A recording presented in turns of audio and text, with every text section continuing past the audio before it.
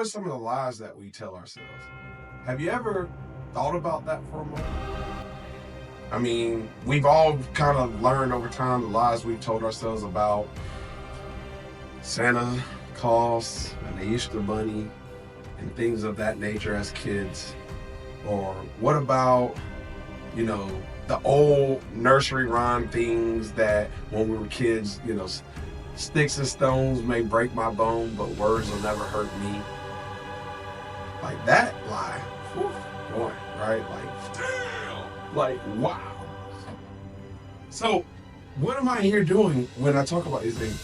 Well, here I'm all advocating about being aware.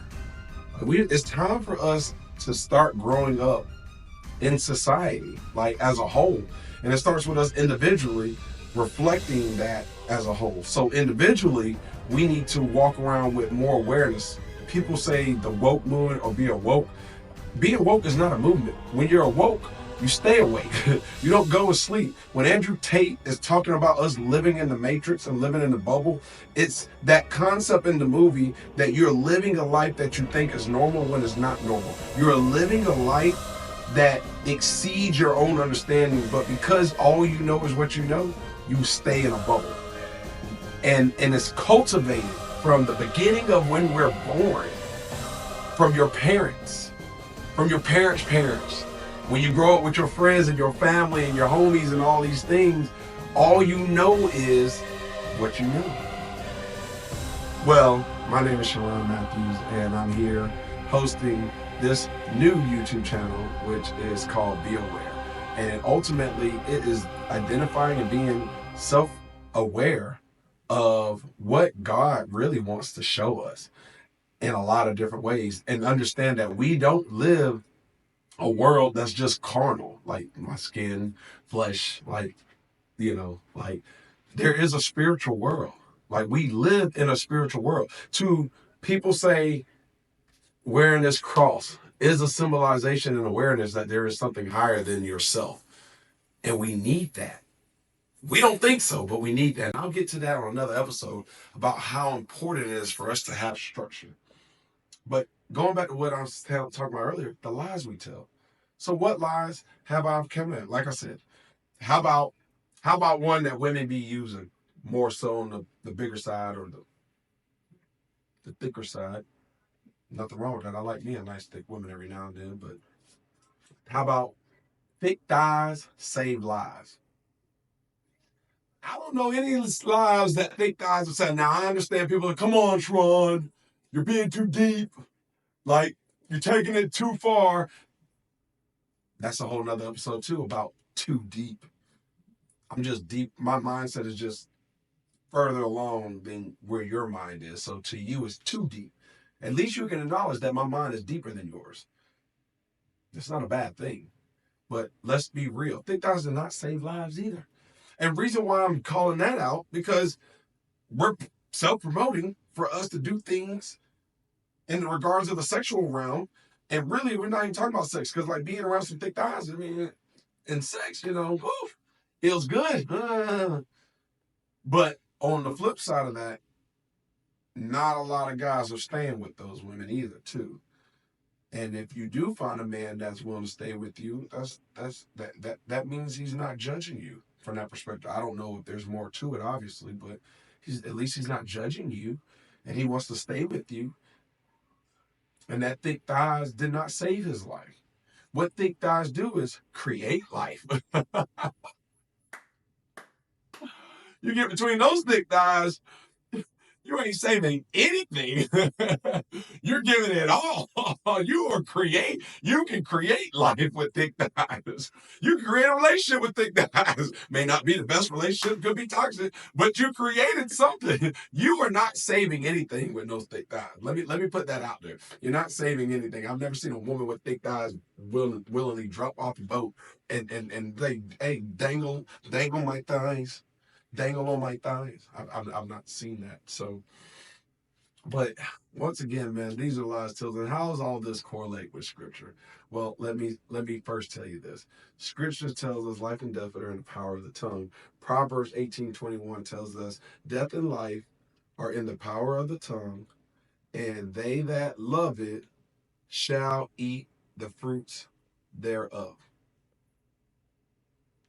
Life and death, bro. Life and death are in our tongues, man. So going back to my original statement of sticks and stones may break my bones, but words will never hurt me. Well, words have hurt me, and I know words have hurt you. I know it. You know it. There's people that are in prison, dead, out of relationships because of the words we said. They we you don't have to have physical abuse.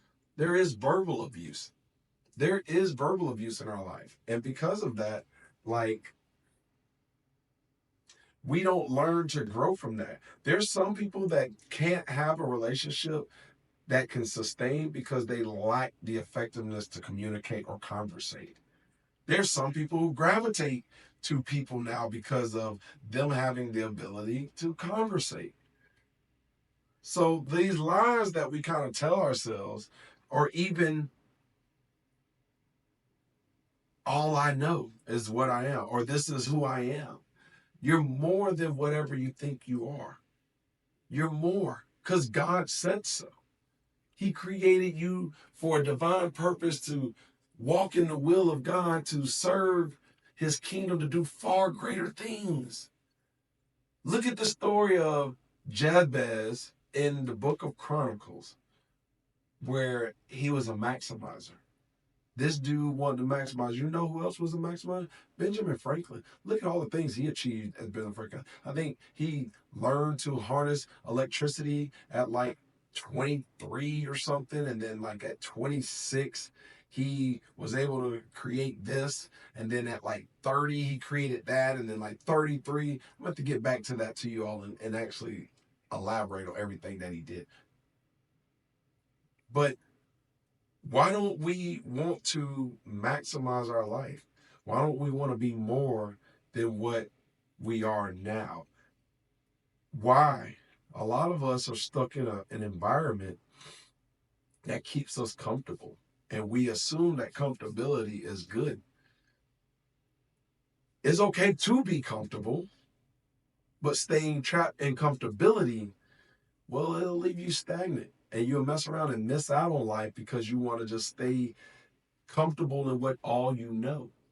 And then we like the people who do these great and amazing things in life, like LeBron, who exceeded expectations and came in with an expectancy to be great and lived up to it. Like, that's pressure. A friend of mine always say pressure does two things: it bursts pipes or makes diamonds.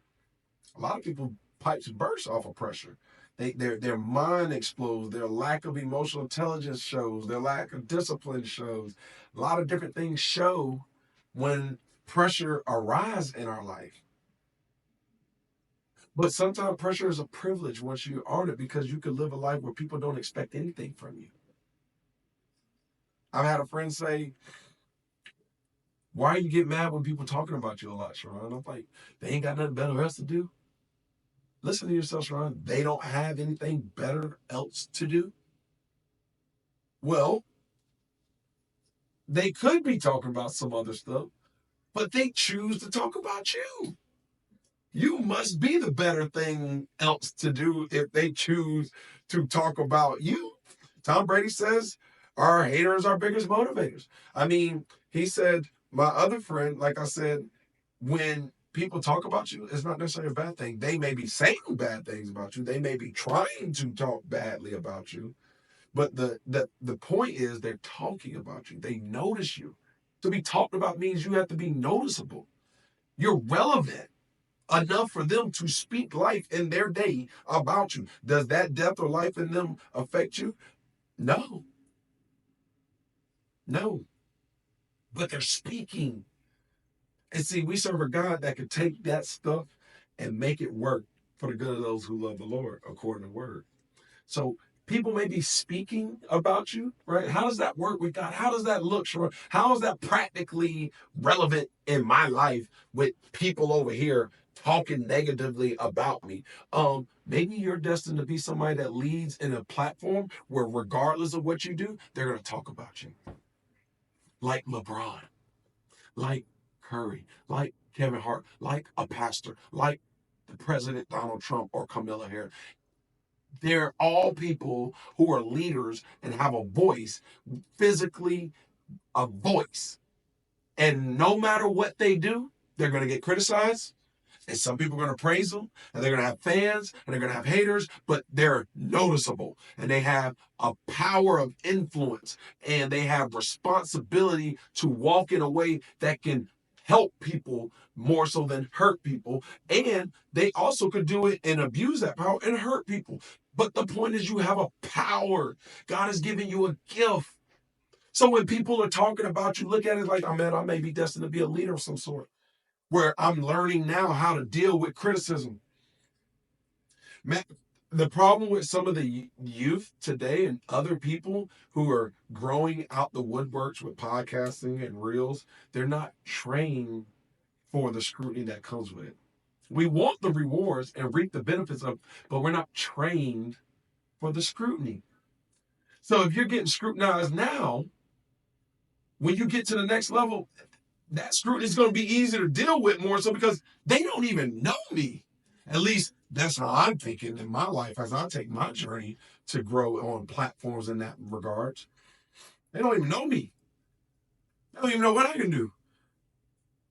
And the reality is that's cool. I don't necessarily want them to know the worst that I can do. I'm past the worst of what I used to be when I used to get upset with everybody criticizing me. I'm past that. And God is going to allow the devil to shift on me. And that's a word in the Hebrew where shift wheat. He was a sift. And he made that statement to one of the disciples, Simon Peter, in Luke, where Jesus acknowledged that the devil was going to sift on him like wheat, and sift is shaking off all the residue on wheat. You shake it off so that the wheat can be good wheat. So God will be, the devil comes so you can be attacked and tested in a way to shake off. He did it to Job. Jesus was attacked. If Jesus is the standard, and Job lived in that life too, and we start claiming our walk with Christ or walking in the sight of God or living in that world or even being a part, then we too are going to be attacked. We just think it's bigger than everybody else's because it just has an impact on our feelings. That's it. But when you start accepting it, what I go through is no different than what nobody else has go through. Now, some people hadn't walked the same journey that I've walked, but we all have felt pain. We've all know what it's like to be disappointed. We all know what it's like to feel let down. We all know what it's like to feel alone and abandoned and neglected and ignored.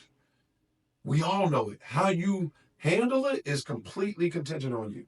How you receive it is completely on you. So when people are talking about you and words are coming out of people's life and we're spilling these things, like, be mindful, man. Life and death in the power of the tongue. Don't you want people to talk good of you? So why don't you just talk good of people whether they see it or not? God sees. He sees everything. So that's one of the statements that we tell ourselves in ways, the lies that we tell. And then we talk about God won't put more than you can bear. Look, God gives you a room of escape on all the things that he puts on us. He gives us a room of escape. So get to that.